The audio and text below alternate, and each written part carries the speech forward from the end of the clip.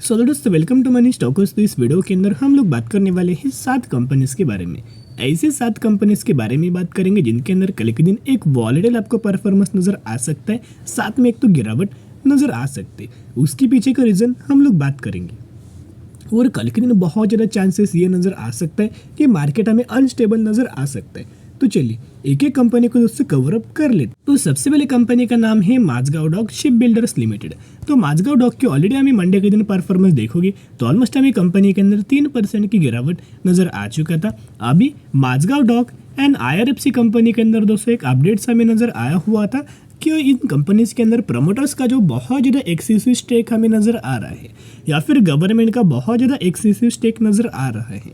अभी excessive stake यानी कि क्या, जिन भी प्रमोटर्स का होल्डिंग्स 75% से ज़्यादा होता है उसको आप एक्सेसिव स्टेक्स बोल सकते हो, जो कि माझगांव डॉक इस कंपनी प्रमोटर्स का होल्डिंग देखोगे तो हमें 85% के आसपास हमें नज़र आ रहा है। तो 85% का स्टेक है। अगर प्रमोटर्स को 75% का स्टेक अगर करना पड़ेगा या फिर जब करेंगे तो ऑलमोस्ट हमें 10% का स्टेक तो कंपनी के प्रमोटर्स को बेचना पड़ेगा ही पड़ेगा OFS के माध्यम से। यानी कि OFS का फियर हमें माझगांव डॉक इस कंपनी के अंदर नजर आ सकता है। तो जिसके हिसाब से OFS की अनाउंसमेंट भी बहुत ही जल्द आपको नजर आ सकती है, क्योंकि सेबी के रूल के हिसाब से आप सभी को पता होगा कि जो भी कंपनी स्टॉक मार्केट के अंदर आती है 3 सालों के अंदर प्रमोटर्स का जो होल्डिंग होना चाहिए, स्टेक होना चाहिए 75% से कम होना चाहिए। इसकी वजह से माझगांव डॉक इस कंपनी के अंदर हमें OFS का फियर की वजह से थोड़ा बहुत करेक्शन आ सकता है। Second, IRFC। तो सिमिलर तरीके से IRFC के अंदर भी वो अपडेट्स आया था कि गवर्नमेंट का बहुत ज़्यादा एक्सेसिव स्टेक हमें इस कंपनी के अंदर नज़र आ रहा है। कहीं ना कहीं 86% का स्टेक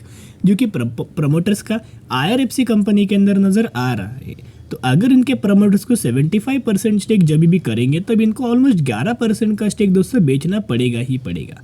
तो जिसके हिसाब से जब ये स्टेक बेचेंगे OFS के माध्यम से तो OFS तो लाना पड़ेगा ही पड़ेगा। तो इसी की वजह से एक फियर हमें IRFC कंपनी के अंदर भी एंड माझगांव डॉक इस कंपनी के अंदर भी बहुत ही जल्द दोस्तों आपको नज़र आ सकता है, या फिर OFS की घोषणा बहुत ही जल्द दोस्तों हमें नज़र आ सकती है। तो इन दोनों कंपनी के अंदर कल के दिन एक तो दोस्तों बहुत आपको परफॉर्मेंस देखना पड़ेगा कि किस तरीके से कंपनी का मोमेंटम जनरेट होता है। तो चलिए अभी हम बात करेंगे नेक्स्ट कंपनी के बारे में जिसका नाम है मध्य भारत एग्रो प्रोडक्ट लिमिटेड, जो कि 614 रुपए के आसपास ट्रेड करें मैक्सिमम के अंदर 4000% का रिटर्न शेयर होल्डर्स को बना के दे चुका है। ये वही कंपनी है जिस कंपनी ने 1:1 रेशियो का बोनस का अनाउंसमेंट किया था, यानी कि 1 के बदले आपको 1 शेयर इस कंपनी के अंदर मिलने वाले हैं, 10 के बदले 10 शेयर आपको मिलने वाला है।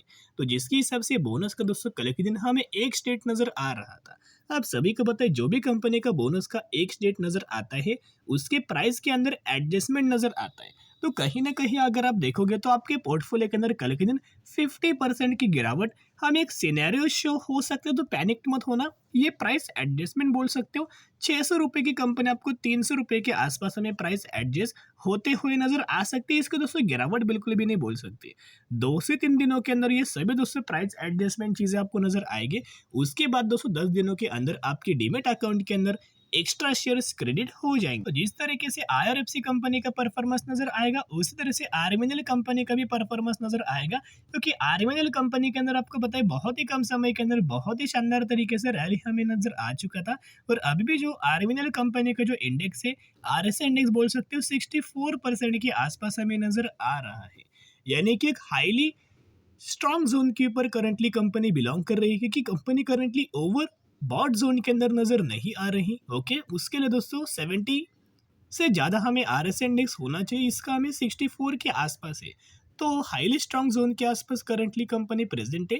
तो जिसके हिसाब से बहुत ही ज़्यादा चांसेस ये है कि ज़्यादातर जो कंपनी का RSI इंडेक्स होता है 40 से लेके 50 के बीच में होता है।